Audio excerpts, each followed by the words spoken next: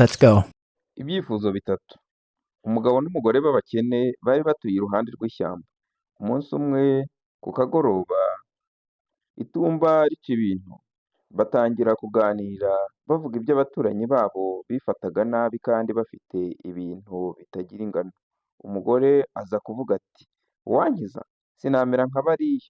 Umugabo ati, "Ni ishyano kubona bene bantu bakoraga ibitangaza batakibaho. Ubu simba nabisabiye icyo nifuza." Mu gihe bakivuga ibyo, babona umugore utagira uko asa atungutse iruhande rwabo, arabasuhuza, arababwira ati, "Numvise ibyo mwavugaga, none mumbwire ibyo mwifuza, ariko ntimurenze bitatu, kuko nimubirenza ntimubona na kimwe." Amaze kubabwira atyo, bayoberwa aho arigitiye. Batangira kuvuga ibyo bakwiye gusaba.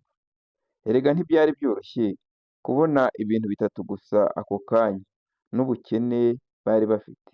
Umugore rero araterura ati, "Si jye uhitamo, ariko iyaba nari mfite uburenganzira, hari ibintu bitatu nasaba kandi bifite akamaro koko. Ntacyo mbona cyandutira kuba mwiza, nkaba umukungu kandi nkakiranwa icyubahiro mu birori no mu materaniro y'abakungu." Umugabo aramusubiza ati, "Ibyo byose ntacyo bimaze kuko umuntu ufite atabura kurwara cyangwa gupfa akiri muto.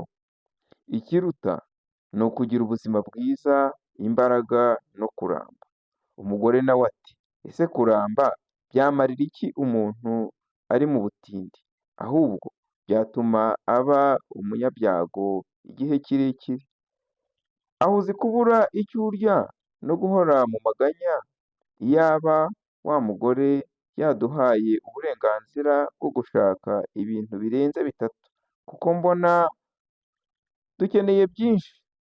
Umugabo aramubwira ati, "Ibyo ni koko, ariko reka twoye guta igihe dutekereze neza, ejo tuzabe twabonye ibyifuzo bitatu bidufitiye akamaro koko. Reka tube twiyotera dore n'imbeho yaciye ibintu." Abivuga yenyegeza umuriro wari umaze gucika. Nuko umugore arivugisha ati, "Mbega umuriro mwiza! Uwampa inyama ngo nyotse kuri aya makara." Akibivuga atyo, abona intongo y'inyama iraguye. Icyoga kiba kibaye icyifuzo cya mbere. Umugabo abonye iyo nyama, umujinya uramwica, abura aho kwirwa, atangira gutongana n'umugore we ati, "Mbega umugore w'igisambo, uko ni ugukunda inyama gusa?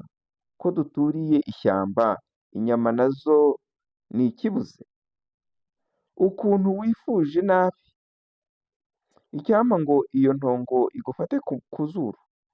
Umugabo atararangiza kuvuga, babona inyama imase ku zuru ry'umugore.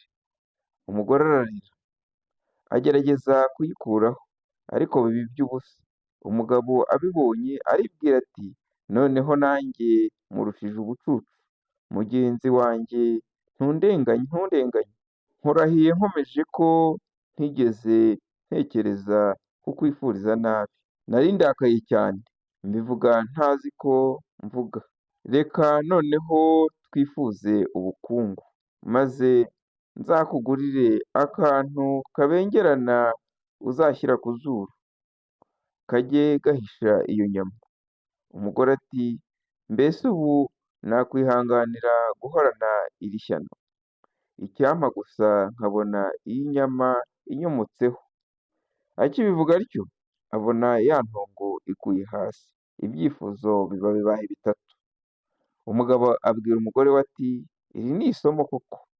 Ntidukwiye kugondoza Imana yo yaturemye, ni yo izi ibidukwiye."